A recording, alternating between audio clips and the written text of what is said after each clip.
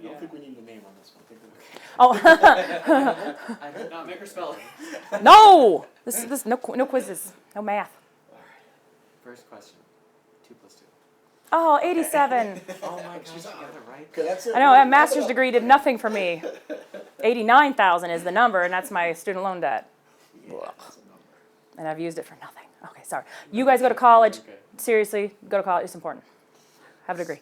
So when this first kind of started, what was your first reaction when you found out that, in fact, like they were lying to you guys and it all just kind of happened on your nose? Well, it was actually in the dining room. I had gotten the mail earlier, and this was early January of 2015, and there was a little trifold envelope that was addressed to resident, and it looked like just the normal, we're going to increase your property taxes for no good reason, for the street light that we don't have out front, and because that was happening as well. And I opened it up, and it was a ton of tiny little print that basically boiled down to, for the past 9 months, since the day of the switch, they had lied to us, and our water... Caleb, he's not going to stop. Okay. Caleb, can you either grab your brothers or just let the dogs in? Just... You want to bang more things against other things? No, honey, it's just he won't stop boofing outside. Plus, it's dark, and pit bulls are apparently afraid of the dark. We got them for protection, because of the water And they're stuff. babies. They look big and scary. Yeah, you'll have to put the little baby gate across by their food. But there's treats up in the shelves above where the pantry. I have 2 big dogs. They act like babies. They're giant babies. I mean, we got him because he looks scary and he sounds scary with his barking. She sounds like she's got a squeak toy stuck in her throat. Oh, that didn't work out. But like... I got a boxer mastiff and she tries to lay on top of your lap. Yes! Like a lap dog. He thinks he's a puppy, and you're 100 pounds of giant, stinky, drooly thing. And he's supposed to be scary, but God forbid, if it's cold, if it's raining, if it's snowing, you open the door to let them to go potty, and he's like, excuse me, do you see it's wet outside? There's no way. My dog won't go in the grass. She's afraid of grass. She'll only like walk on sidewalk. Why is this? Just give him treats, babe, and then just, You want me to lock him up? no, because he'll Attica it. He puts his hand, he also does this, and shakes on it. Yeah, the toy looks like a turd, and it's his favorite thing. Fingers. Man. So then there's this. I'm like, and then he'll just sit there and boof. But then he has to be in the middle of everything. And then he rolls around, and I swear if somebody breaks in, if you don't, like, pet him, like, he's going to eat you. But, I mean, also, that's not what we're here for, you know? Like, and he would just walk in front of all the cameras and got used to it. And I'm just, oh. Yeah, go ahead and just put the baby gate across. Yeah, we have this little 3-ounce. Thank you, baby. But yet he'll go dig a hole in the mud and then track it across my floor. So we have plastic down. We have like Home Depot sheet plastic because I'm just like, why? Why are you doing this? He's like, I don't know. That's what I do. This is what I do. I just dig holes and then be afraid of the rain, I guess. Okay. Sorry. I will start that part over.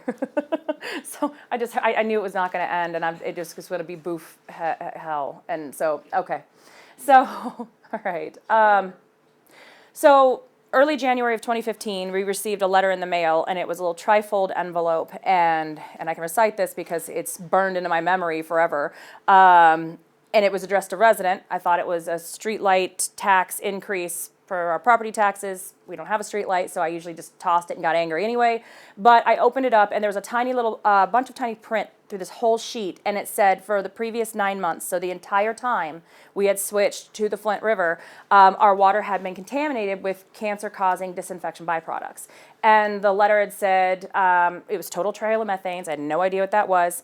My background is in PR marketing and music and band management and tour management, so not any of this.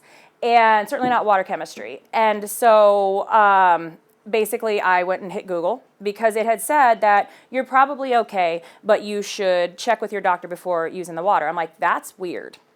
I'm no scientist, but that's weird. And so I started Googling, and the research they were referring to was from the 80s for people who were competition swimmers, which was not bathing, showering, drinking, any of that stuff, what we did, and it made no sense. So then that's when I got angry because I'd realized they lied. And they lied to me, and then I handed my children, instead of giving them pop and sugar when they're out running around playing and everything, I handed them water because our water was clear and it was fine, because you'd seen bits and pieces on the news where people had orange and brown water, but they just said it was their plumbing. They had old plumbing, and and so I'm sitting here thinking, all of our plants, and no wonder they died, and our cat, and all of everything we use the water for, especially with it being so expensive, and I didn't want to buy bottled water. It was all bad. So that was when we reached out to Aaron Brockovich and Lois Gibbs, and who gave us advice saying, you got to organize, you guys are being poisoned. Interesting note, I did ask my doctor what was going on, and he said, why are you asking me? I'm a physician, I'm not a water chemist. He said, they should be telling you. And he looked at it and read the letter, and he said, look, I'm not a water expert, but I'm going to tell you right now, this is poison. You're being poisoned. And so that's when he referred me to an environmental physician, but he had straight said, this is first world country, we're not trained in this. So, long answer to that question. Let's jump right into, obviously your reaction had to be, pretty angry. Or how about this? Tell me what your reaction was when you thought that your family was being poisoned. So my first thought was angry because they lied, but then also angry because I don't know what I just did to my kids.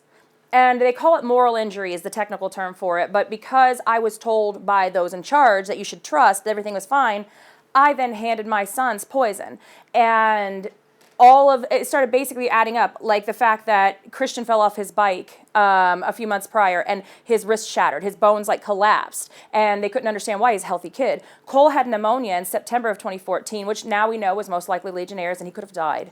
I had had a respiratory infection, probably Legionnaire's, for several months, and they couldn't figure out what were the right antibiotics.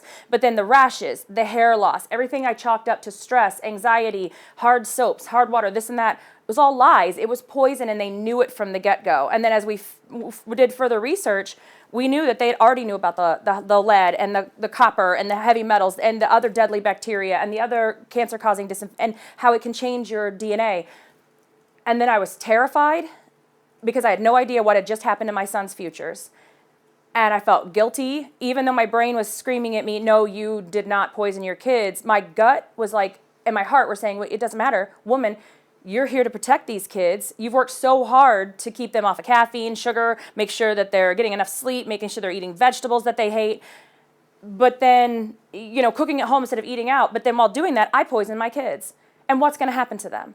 And what's going to happen to everybody's kids? So it was a pile of fury mixed with fear, mixed with guilt, mixed with, more anger. And and they lied to me, and then they continued to lie. And honestly, I wouldn't be doing this if they just would have fixed it and told the truth. I would have gotten done, a long time ago. But the fact of the matter is, you can poison me. I mean, I think I was like 36 at the time, 35, 36. I'm like, you can poison me. At that time, I was like, I'm old, I've lived a good life. It's fine.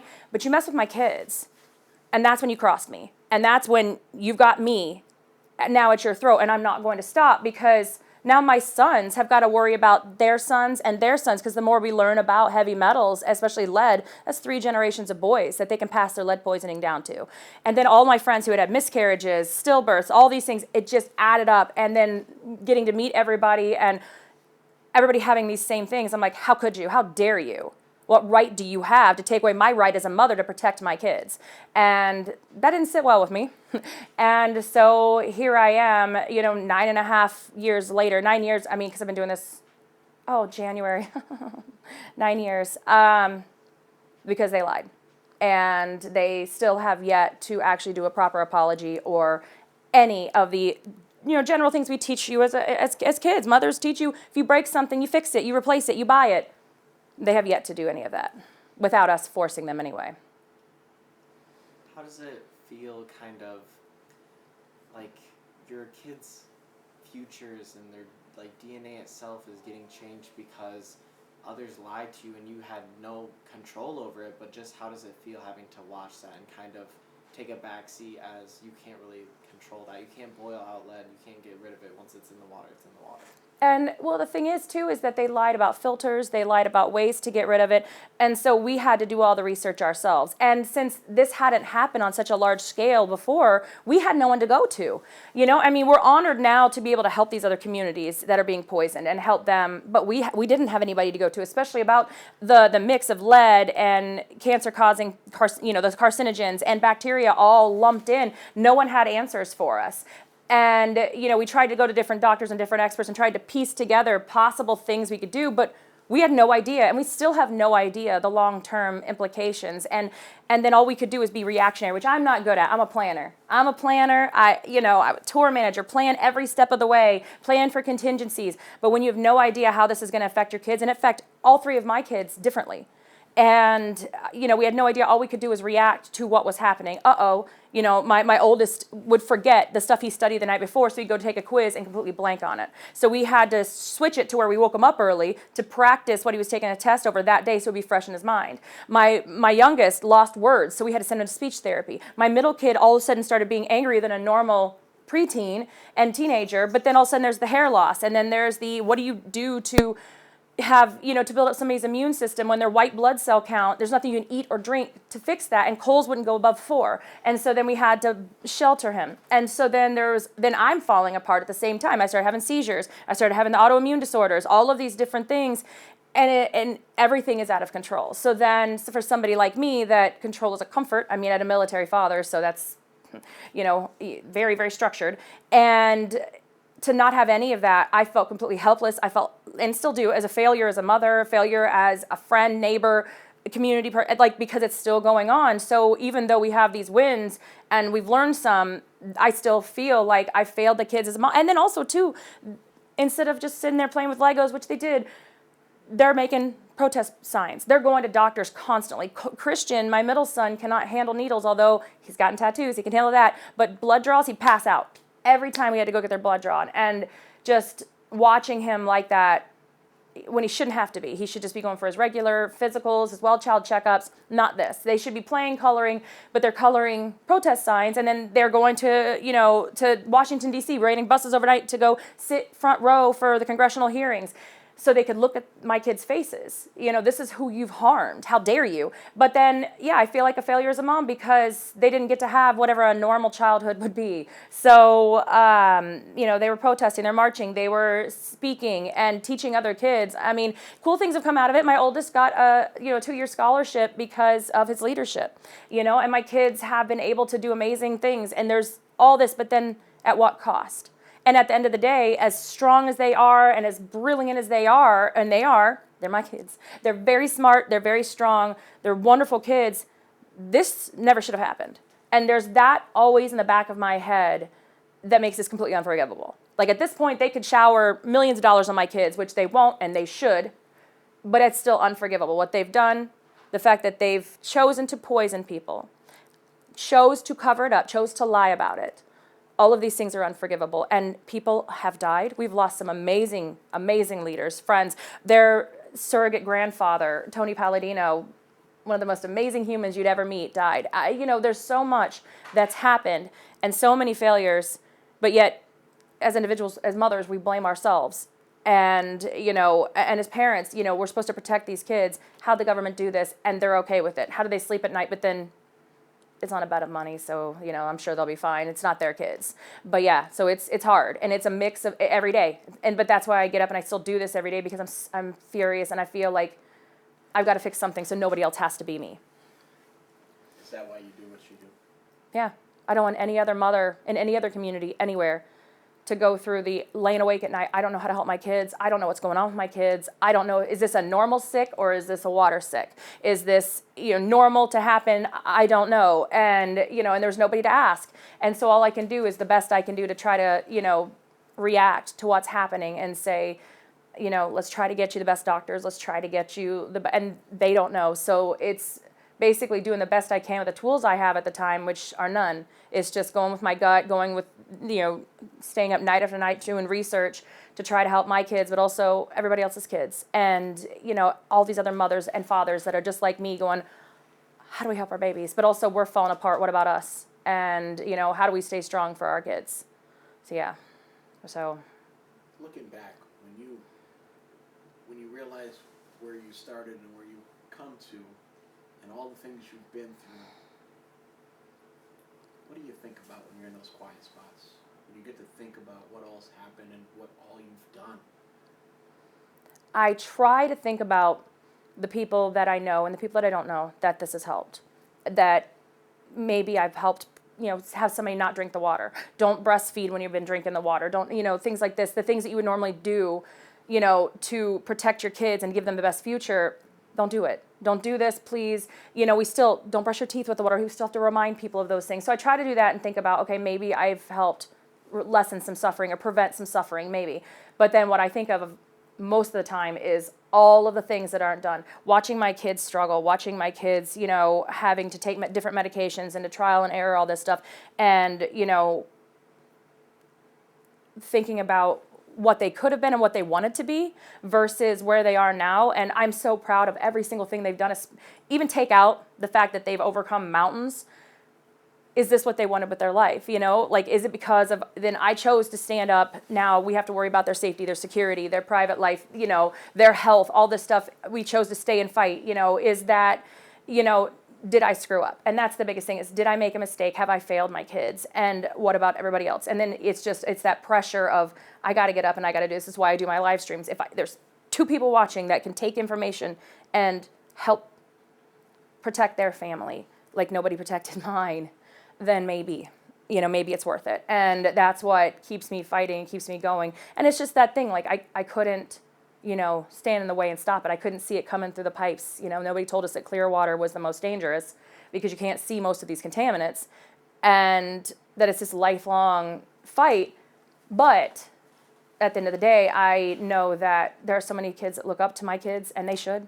And there's so many people that have learned and people that are activated that, like me, no, look, I voted, I paid my taxes, that was it. But now, no, things are wrong, they're wrong, you stand up. And, I'm hoping that my kids have learned that so nobody else, even if I'm not around, nobody else can harm them again.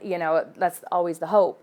And I'm hoping that I'm, letting other parents and grandparents see the same thing, that it's not okay just because you're poor or you live in a minority, community, or, you're black, brown, indigenous, all of this stuff, you're not a lesser person. And nobody has a right to come in and poison you in your own homes and to tell you it's okay, drink up, also pay your really high water bills. And, we've given you little bits and pieces of what we think is justice, and we don't care what you think. And that's all you deserve. So I want people to realize that, no, you don't deserve this. You didn't ask for this. It's not your fault. It is the government's fault. It's the officials' fault. And they're walking away without justice, which is just, slap in the face. There's not words that I can say here that are appropriate for how I feel about that, walking away. But at the end of the day, I know that there are a lot of people that are not going to stop fighting. And as long as we stick together, we're going to hang in there. And so, yeah, it's hard. I don't want to quit. I wonder what a normal life would be like. I wonder what my kids with a normal life would be like. I wonder what it would be like to just use tap water, and have the trust there because I would know with the science in my hands that it was safe. But we don't have those things, so I try not to, and I can't take back time and I can't take back any that's happened. So we can just do the best with what we've got, but I can just be proud of the mountains my kids have overcome, and hopefully, people look at Flint as, oh my God, look at everything you guys have been through, the layered trauma, the poverty, the shutting down of our services and supports. And then you guys got poisoned, and then the COVID came along and took out a bunch of you and changed your bodies again, but you still stood up, and you're still leading the country and trying to protect people even while you're suffering. So I hope that people see that about Flint and know that they can fight back, even if they don't think they've got the right letters after their name or the right tools or the right words. You can still fight back and you can still win, and to not let anybody do this to you. So that's, in a long route, that's, the anger, the shame, the frustration, the everything that comes with being a mom and somebody else harmed your kid, let alone the government, and you paid for the water bills and you gave them water and you trusted it was fine because that's what they said. Clock time. Clock break. Everybody have a clock break. What? There it goes. There it goes again. What is that? That's awesome. I had it in a box for like 2 years. Ha! How's it go? Let's just put it up. So me and Cole put it up today.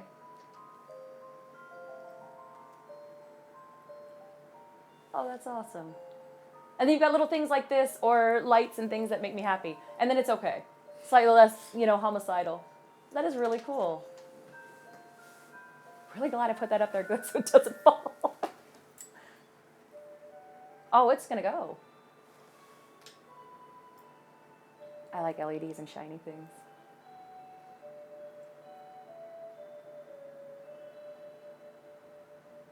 Guess it does it every hour. Oh, good. Then maybe while I'm working in my office and raging that, I'll hear something nice and be like, okay, calm down for a minute. Clock time. Yeah, clock time. It's been an hour. That is really cool. I had no idea that it did all that. You're on the phone with like government officials and you're just yelling and they're screwing you guys over again. Yep. When's that clock time? Just hold on, clock time. But then I'll mute it because they don't get to hear the nice Yeah, things. no. No, they don't get to hear the nice things. No, you don't get to hear clock time. That is actually really cool. So, yeah. All right, good. That was a good break. We needed that. Yeah. Have you always been a fighter? It doesn't take somebody who's always been a fighter. Yeah. So my little sister, because my family's mixed, my sister looks very indigenous, and we grew up in a very, very rural, very white area, and she get picked on all the time because of her dark complexion and her dark skin and her hair and dark eyes and everything. She got all the indigenous, and I got all the Europe. But so anytime somebody made my little sister cry, I got kicked out of school a few times for fighting. And I was a little scrapper, I was a little skinny thing, and I would, jump on a dude's back and, be like, don't make my little sister cry. Or my sister-in-law has cerebral palsy, and we grew up together because my husband and I grew up across the street from each other because we're dorks. But they pick on her for being paralyzed. Or my friend had epilepsy, and the medication would make her hair fall out, and so her mom would curl it, and they'd call her Barbie. She's very tall, beautiful, blonde. And so I would get into fights verbally. I try not to resort to violence. But my dad also taught me how to box. So then there's that. But yeah, so there was, and those were extreme cases, but also when things were wrong, they were wrong. And so I think that my mom helped, and my grandmother helped teach me that, especially being women in men-led industries. They worked in factories, and they took so much. And I'm like, yeah, I'm not taking any of that. And so here's what we're going to do.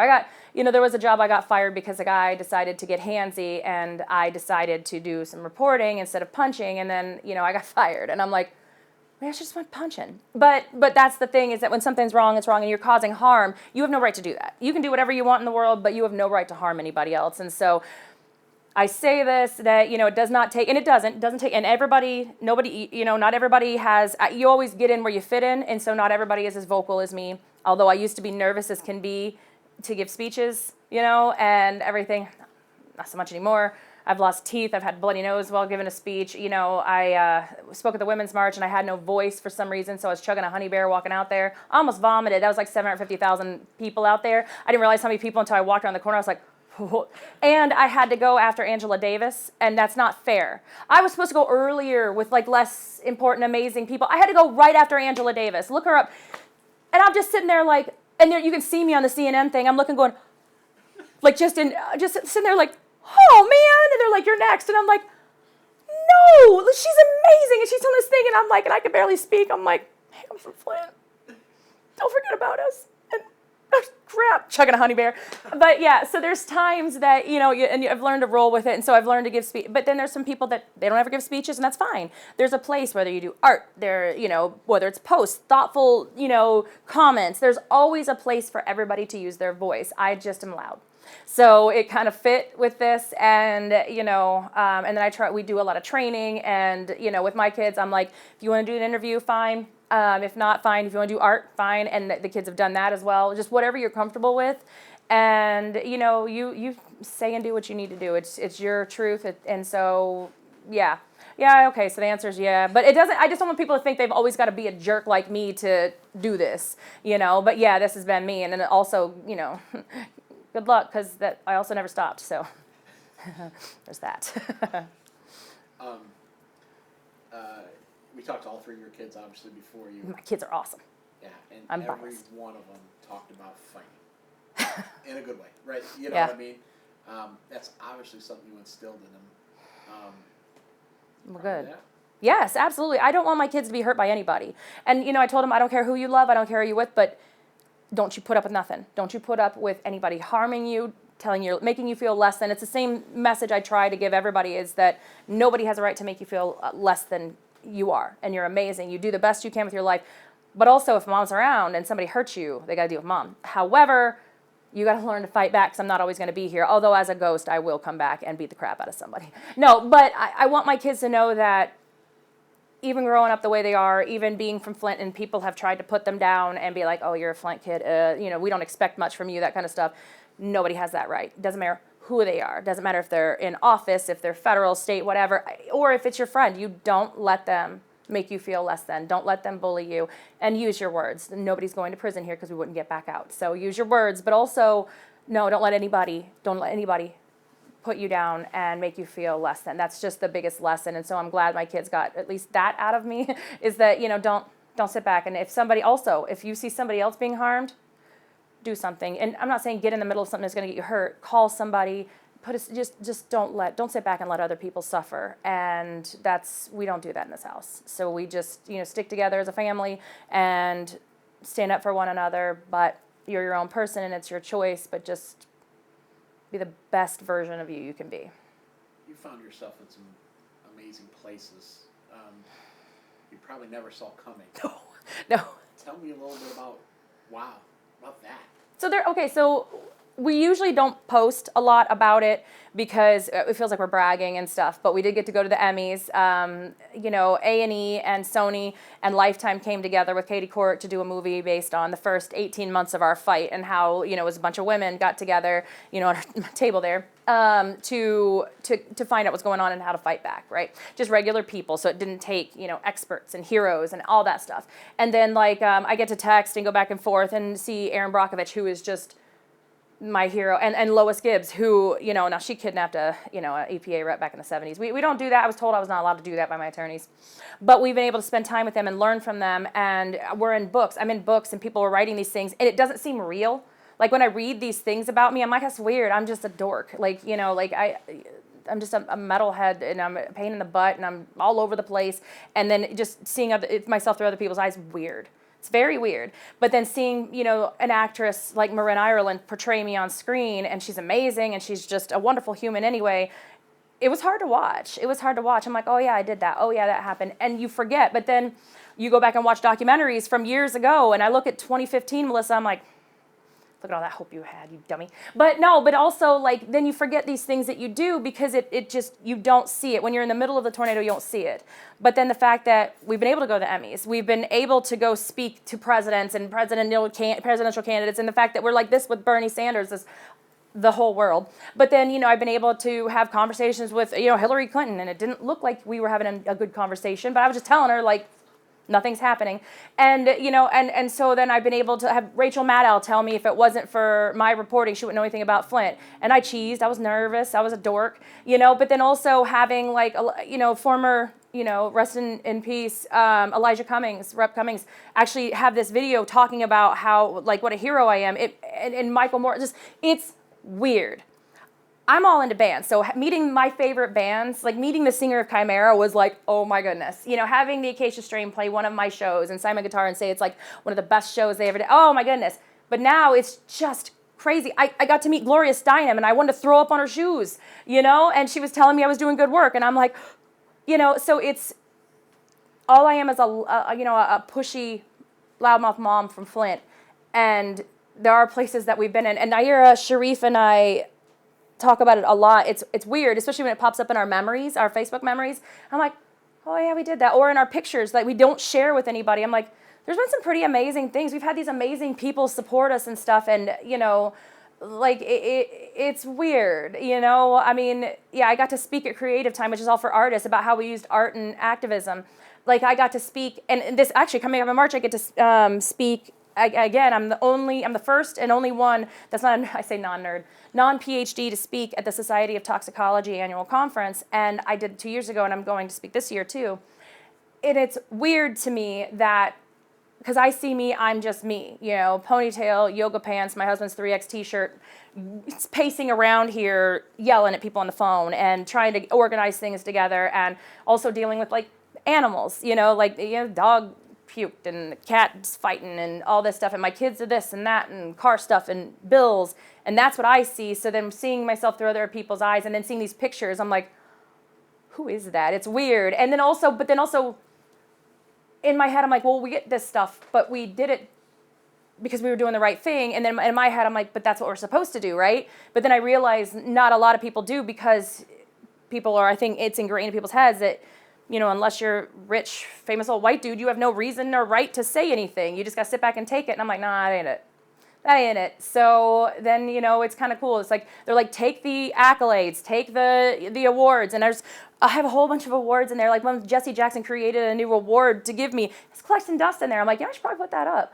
And, you know, I got the Hammer and Chisel Award for Michael Moore. And I'm like, I should probably put that up. I should probably be proud of it. But then it's almost like, oh, I don't want to look like I'm bragging. It's so weird. It's dumb. Don't be like that. Don't do like that. Be proud of the things you do. I mean, don't be a jerk ego head, but, you know, be proud of what you do. But then again, I think because it's not finished, like, it's hard to think of, you know, and I tell people, don't call me a hero. Everybody who gets up every morning and fights back and by just surviving, that's hero, until we get it fixed. And then I'm like, well, man, that's never going to happen because it's taken forever. But yeah, so, but it's also like looking back through those early pictures and seeing, I mean, that's 2014, that picture of Adam and the boys right there. That's how we started. That was 2014 before we even knew we were being poisoned. And, you know, the change, it's just weird to look back on that and be like, what all has happened? It's such a blur. And yeah, a lot of times we forget some of the cool stuff we've done and the wins. And like right now, we are setting the example for a stronger lead and copper rule for the country because we did it for the state of Michigan. And so now we're, you know, taking part of that. And I'm like, that's cool. But we're also like, check that off the to-do list. There's so many more things we got to do. And so we don't even take time to celebrate. And that's probably a mistake if I admitted things I did were wrong. So, Is that your biggest mistake? No. Well, my biggest mistake was, I think at the beginning, thinking that once the world found out we were being poisoned, that they would do something about it, that the government would be like, oh, that's bad, let's hop in and, you know, do something about it. I would like to go back in time and whisper in 2015 Melissa's ear, be like, hey, no, that ain't happening. They're going to ignore you, they're going to lie, and they're going to work this out, so be far more aggressive, you know, back then instead of being, you know, as nice. And also be prepared for a lot of fighting, a lot of disappointment, a lot of anger, and watch out for that ulcer, and you know, keep up on your health. That's what I do if I had a time machine. How's your health now? Well, I go to the endocrinologist next Monday because I forgot my last appointment. It's doing better. Like so far, like we haven't had the cancer resurgence, which is good. You know, it's just what now kind of thing. And so my blood work, it's like this, every time we get it done, it's, you know, every 3 months with the rheumatologist. Plus then my neurologist and my really good neurologist just quit and went to a different health system. So I'm like, oh, I just liked you. But, you know, I do everything that the doctors tell me to do. I also take vitamins. I try to eat as best as I can. I don't sleep well, and that's that. But, you know, aside from that, I try to do yoga, and I try to, you know, keep myself from going to prison by snapping on people. So I think that's probably good. So, you know, but yeah, it's better than it has been. It's more under control. I think it's more stable. I think that's a good answer, is stable, as far as I know. Knock on my floors. Thinking back on all of this now, and where you've been and where your family is now, what's the feeling that comes to your mind? This long road. I never would have imagined that it was going to take this long or be this stupid. Like the fact that, you know, the solution really isn't that difficult. And here I'm telling people with PhDs and who are elected in office and who are, you know, supposed to be in charge and smart people, supposed to be, that we just have to replace plumbing and stop blending the water source and actually treat the water properly, you know, use the right equipment, use the right chemicals, and stop just trying to cut corners and profit, and stop trying to say this is good enough, and stop talking to us like we're stupid. I had no idea it was going to be this dumb or go on for this long. And I say dumb not in like the not knowing, but in the they know what they're doing is wrong, and they're still going to continue to do it. And it is like raising children. Like dealing with the government is like raising children. It's like, no, don't do that. What you're doing is wrong. And they're like, well, let me just put my toe over. I'm just going to still do it. And you're like, no, okay, well, now I got to take you to court. Great. I have to, ground you. I got to take you to court to do this. But you can't stop because the minute you look the other way, they're coming up with something else stupid to do that's dumb and dangerous. It's going to cause harm.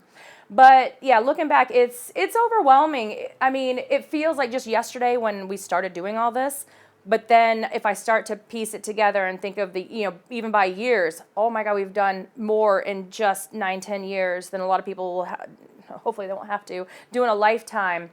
So then I have to, in order to not, put my head in a pillow and scream until I explode, I have to remember that there are good things. There's a lot of good things, even though there's so many things that still need to be done. But then it's just like, well, how much longer am I going to do this? I'm going to be old, And, and that's another thing I would change too, is I would make us take more vacations, just to take breaks. But it's always that like, oh my God, there's this. And it's almost like every time we get ready to go somewhere, the government's like, hey, we're going to do something really stupid. We checked your calendar, we checked your Google schedule and saw that you were going on vacation this weekend.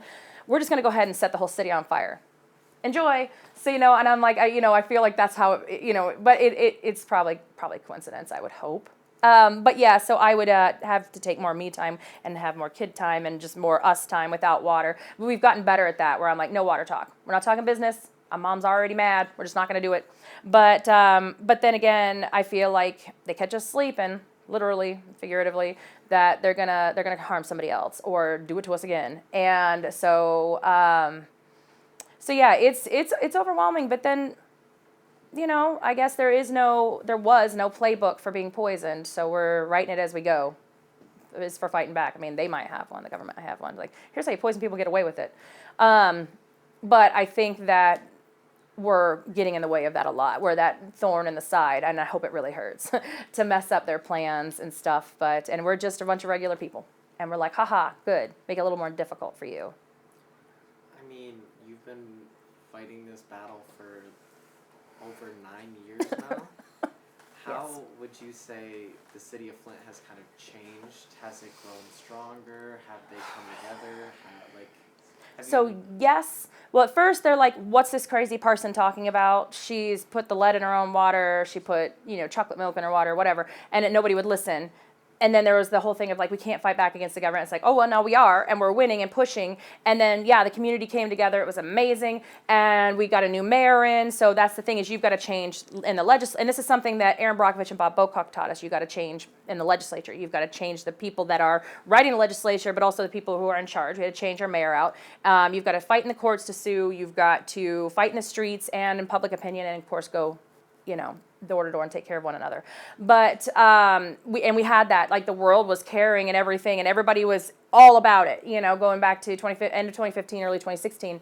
But that happened because we got a new mayor in. So then she was embattled the entire time because she said no to the state and stood up to them. And when former Governor Snyder told her to get over it and he didn't want to talk about the water anymore, she told everybody. She's like, no, you're not doing that. And so they worked hard to get her out of office. So at the end of 2019, they got her out of office, and now we have this mayor that does nothing, and he's awful.